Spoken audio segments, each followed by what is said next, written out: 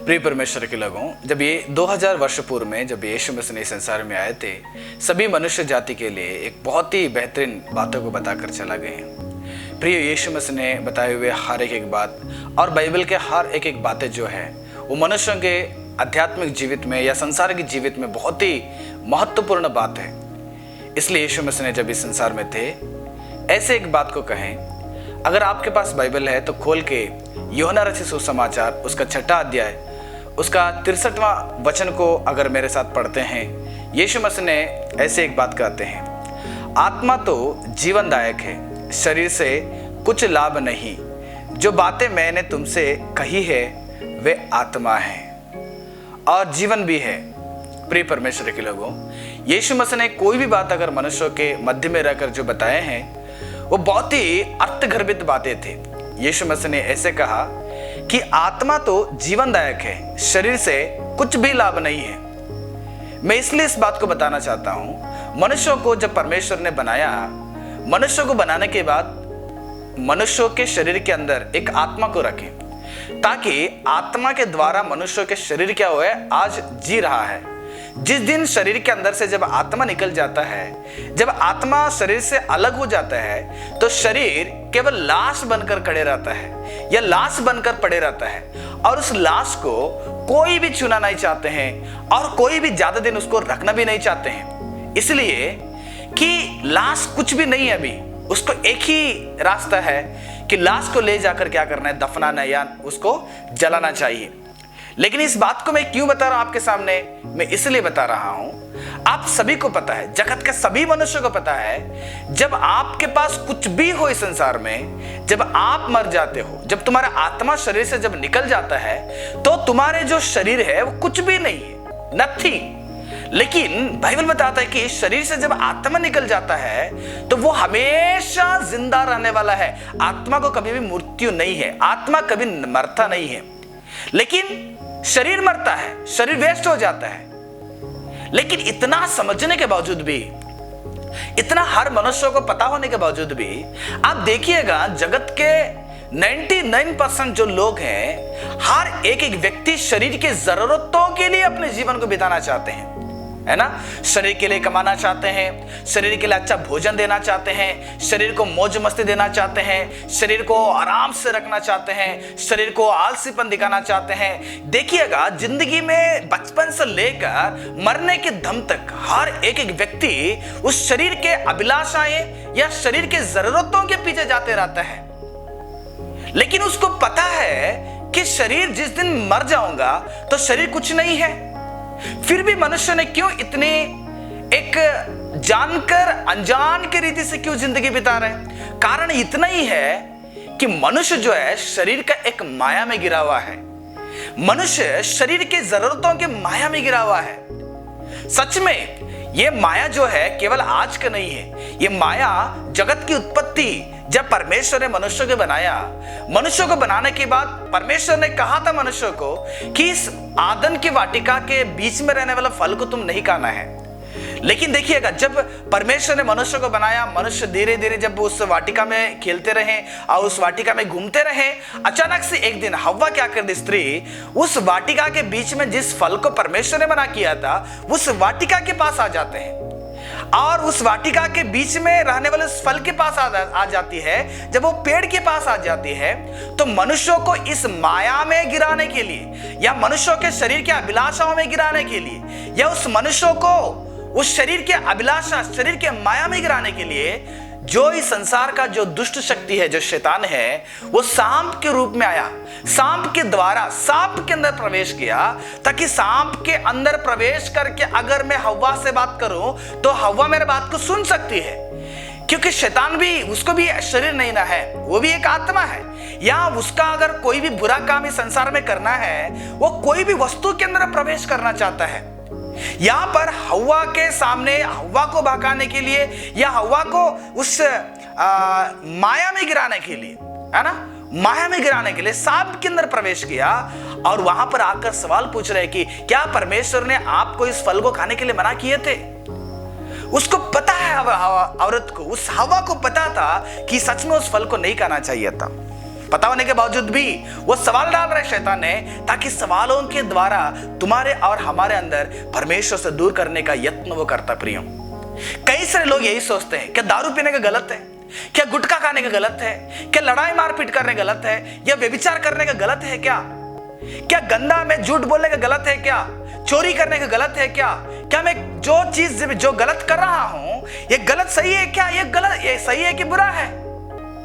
कभी ऐसे हम सोचने के बाद हमारे मनों में शैतान ने ऐसे जवाब दे देता है, आप लोग जो भी कर रहे हो वो सही है, वो गलत नहीं है। यही चीज वहां पर भी हुआ हवा के पास। हवा के सामने भी शैतान ने आकर भड़का कर, उस दिन शैतान ने एक फल को हवा को दिखाया, और उस फल खाने में उसको बहुत अच्छा था, बहुत मधुर था, खाने के लिए बहुत टेस्ट था, देखने में बहुत मन भाव योग्य था। और उस फल को लेके हवा ने जिस दिन खाई, परमेश्वर से हमेशा के लिए क्या हो गई, वो महिमा को खोना पड़ा परमेश्वर का। प्रियो, उस दिन से लेकर देखिएगा, हर एक व्यक्ति कोई ना कोई एक माया में गिरा हुआ है। कुछ लोग खाने की माया में गिरा हुआ है, कुछ लोग कमाई के माया में गिरा हुआ है, कुछ लोग पैसे की माया में गिरा हुआ है, कुछ लोग सोना चांदी इसी माया में गिरा हुआ है, कुछ लोग संपत्ति धन दौलत पढ़ाई इसी के माया में गिरा हुआ है, कुछ लोग अपने आप को सेलिब्रिटी में माया में गिरा हुआ है, अपने आप को खूबसूरत बनाने में माया में गिरा हुआ है। क्या कोई भी व्यक्ति को अपने जीवन में यह याद है कि इस शरीर के अंदर परमेश्वर ने एक आत्मा को भी दिया है, और उस आत्मा के लिए मैं क्या सोचना है, या उस आत्मा की जरूरतों को मैं कैसे पूरी करना चाहिए। लेकिन परमेश्वर यीशु मसीह ने कहा, शरीर कुछ भी नहीं है, आप कितने भी करो उसके लिए, आप उसके लिए कितना सोना इकट्ठा करो, उसके लिए कितना चांदी इकट्ठा करो, उसके लिए कितना पैसा इकट्ठा करो, उसके लिए कितना भी खाओ। बचपन से लेकर अभी तक हम टन के हिसाब से हम चावल खा चुके हैं, गेहूं खा चुके हैं ना, कितने खा चुके हैं, फिर भी शरीर को क्या नहीं है, तृप्त नहीं है। इतना हम शरीर को इतना करते हैं, फिर भी बाइबल बताता है कि परमेश्वर बताता है कि शरीर यानी कि जो तुम्हारा शरीर है वो कुछ भी लाभ नहीं है। क्या आप में से कोई अगर मर जाएगा, आपके घर पे कोई मरेंगे, तो उसको हमेशा के लिए उसके लाश को तुम घर पे रखोगे क्या? कोई रखना नहीं चाहता, क्योंकि आपको पता है शरीर अगर ज्यादा दिन मेरे घर पे रहेगा वो सड़ता है, सड़ेगा तो बीमारियां फैलता है, कोई रखना नहीं चाहता है। अगर सरकार के पुलिस लोग आकर आपके ऊपर कार्रवाई कर सकते हैं, पता है शरीर यहां पर रहेगा तो बहुत ही नुकसान हमारे लिए, इसलिए जल्दी से उसको 2 या 3 दिन के बाद उसको क्या करते हैं, जलाने के लिए कोशिश करेंगे, या उसको हम लोग दफनाने के लिए कोशिश करते हैं। आपको मैं बताऊं, इस संसार में अगर कोई जानवर मर जाता है ना, कोई जानवर मर जाता है, वो जानवर का लाश में इस्तेमाल हो जाता है। मान के चलिए कुत्ता मर जाता है, कुत्ता अगर मरेगा तो वो जब जिंदा था तभी भी मेरे घर का पालन करता है, तभी भी मेरे घर का रक्षा करता है, मेरे स्कूल का रक्षा करता है, कॉलेज का रक्षा करता है, बैंक का रक्षा करता है, पुलिसों को मदद करता है। वो जिंदा था तभी भी उसका फायदा है। कोई भी गली का कुत्ता ले लीजिएगा, वो भी उसके द्वारा भी हमें, जब वो जिंदा रहता है तो यूज है, जब वो मर जाता है, मरने के बाद भी उसके द्वारा हमको यूज है, उसको हम उपयोग कर सकते हैं। उसको ले जाकर नारियल के पेड़ के नीचे गाड़ दीजिएगा, या उसको लेकर नींबू के पेड़ के नीचे गाड़ दीजिएगा, वो मरने के बाद मिट्टी में सड़कर उस पौधे के लिए वो बहुत ही मजबूत खाद बन के वो रह जाता है। यानी कि एक जानवर मरने के बाद भी उसका फायदा है, जिंदा रहने के बाद और भी फायदा है, लेकिन मनुष्य का शरीर ऐसा नहीं है प्रियो। मनुष्य के लाश कोई भी फायदा नहीं। यीशु मसीह के बात सच है कि नहीं बताइएगा। आपके घर में कितने लोग मर चुके हैं, लेकिन सबके लाशें आप जला चुके हैं या उसको ले जाके दफना चुके हैं। कोई भी अपने घर पे उस लाश को नहीं रखे हैं। लेकिन परमेश्वर ने कहा, सच में परमेश्वर ने कहा, परमेश्वर यीशु मसीह का कोई बात झूठ नहीं होता है। आत्मा तो जीने वाला है, आत्मा के लिए जिंदगी बिताइएगा, आत्मा के जरूरतों के लिए जिंदगी बिताइएगा, क्योंकि इस वक्त में अगर आप मरते हो, तुरंत तुम्हारे आत्मा शरीर से अलग होकर वह परमेश्वर के सामने खड़ा होना पड़ता है, उसको जवाब देना पड़ता है। लेकिन मनुष्य ने संसार में कोई भी आत्मा की जरूरतों के लिए नहीं कहा, केवल शरीर की जरूरतों के लिए है। सुबह से लेकर शाम तक शरीर की जरूरतों के लिए है। आप डेली जॉब जाते हैं, डेली आप लोग काम करते हैं, डेली आप लोग जीवन बिताना चाहते हैं, लेकिन देखिएगा उसमें से अधिकतर शरीर के लिए है, आत्मा के लिए नहीं। आप इस दिन, आज के दिन में कितने लोग आज उठकर आत्मा के लिए प्रार्थना किए हैं? आज उठकर आप लोग परमेश्वर के वचन को ध्यान किए हैं?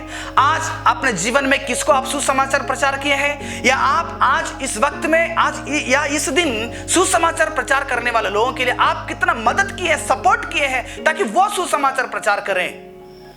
ऐसे कोई भी चीजें, कितने पास्टर्स लोग, आपके कलीसिया के लोग ऑनलाइन मीटिंग्स कर रहे हैं, क्या जूम मीटिंग कर रहे हैं, उसमें आप ज्वाइन होकर परमेश्वर के वचन को सुन रहे हैं या परमेश्वर के वचन को बता रहे हैं? नहीं, उसमें भी आप बिजी हैं, वो प्रार्थना के भी आप टाइम नहीं दे पाते हैं आजकल, क्योंकि हम सभी लोग जो है शरीर के उस माया में गिरे हुए हैं। प्रियो, उस माया से आपको बहुत बड़ा नुकसान है, बहुत बड़ा नुकसान है। वो माया आपको एक दिन नरक में लेके जाता है। हर एक व्यक्ति इस शरीर का, जैसे हव्वा ने फल का माया में, केवल खाना है, खाने के माया में गिरकर वो परमेश्वर की महिमा को खो चुकी।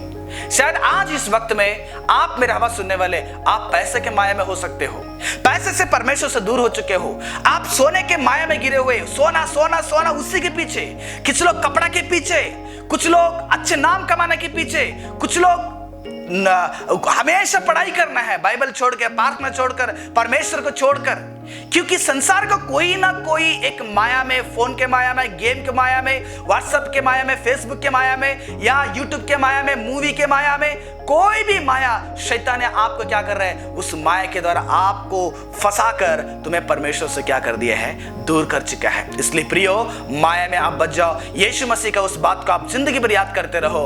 आत्मा तो जीवनदायक है, तुम्हारा आत्मा जीने वाला है। तेरे शरीर से आत्मा निकलने के बावजूद भी तुम्हारा आत्मा जिंदा रहता है, लेकिन शरीर जो है वो मर जाता है। आप में से कितने लोग हैं कि आत्मा की जरूरतों के लिए जीवन जी रहे हैं?